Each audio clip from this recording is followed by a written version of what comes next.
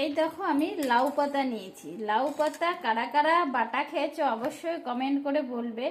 লাউ পাতাগুলো এত সুন্দর, তাই আমার বাটা খেতে ইচ্ছা করছে। কারা কারা খেয়েছো অবশ্যই কমেন্ট করে বলবা। আর আমি কিভাবে বাটা করছি সেটা তোমাদের সাথে শেয়ার করব। লাউ পাতাটা প্রথমে ভালো করে ধুয়ে নিচ্ছি। এই দেখো লাউ পাতা নিয়েছি ভালো করে ধুয়ে। এখানে রসুন আর নিয়েছি কাঁচা লঙ্কা আর কালো জিরা আর লবণ দিয়ে পেস্ট করে নিচ্ছি। ঠিক আছে। আর সব সময় তো একই খাবার খেতে ভালো লাগে না, মুখে অনেক রকম খেতে আমাদের ভালো লাগে। বাঙালিদের জিভে অনেক রকম টেস্ট। ঠিক আছে। আর এটা লাউ পাতাটা চিংড়ি মাছ দিয়েও খেতে ভালো লাগে, ইলিশ মাছ দিয়েও খেতে ভালো লাগে। ঠিক আছে। কারা কারা আমার মতো করছো অবশ্যই কমেন্ট করে বলবে। আর যারা না করেছে তারা করে খেয়ে দেখে আমাকে বলবে। ঠিক আছে। এক এক করে সব মিক্সি ভিতরে দিয়ে দিলাম, এবার পেস্ট করে নেব। আর তোমাদের যাদের কাছে শিলনোড়া আছে তারা শিলনোড়াও পিষে নিতে পারো। এর মধ্যে আমি দিয়ে দিলাম পরিমাণ মতো লবণ। এই দেখো আমার এটা পেস্ট হয়ে গেছে। আর আমি কড়াইটা বসিয়েছি, কড়াইটা গরম হয়ে যাক।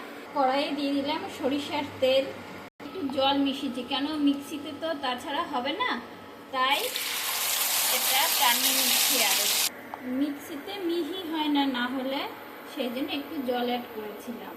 1 চিমটি আমি এতে হলুদ ব্যবহার করছি।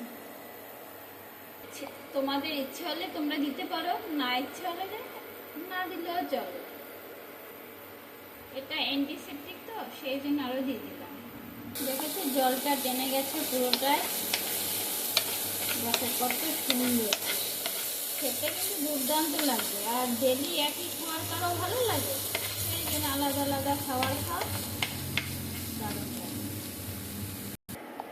দেখো যখন এরকম দলা দলা হয়ে যাবে তখন মনে করতে হবে যে হয়ে গেছে। ঠিক আছে। এই দেখো পাতা বাটাটা আমার কমপ্লিট হয়ে গেছে। এটা গরম ভাতে খেতে দুর্দান্ত লাগবে। আর যারা যারা না খেয়েছে তারা একবার অবশ্যই বানিয়ে খেয়ে দেখবে, খুবই সুন্দর, খুবই টেস্টি। আর যারা খেয়েছে তাদের তো বলারই কথা না। আর আমাকে কমেন্ট করে বলবে তোমরা কে কে খেয়েছো আর কারা কারা খাওনি। যারা খাওনি তারা বানিয়ে খাবে।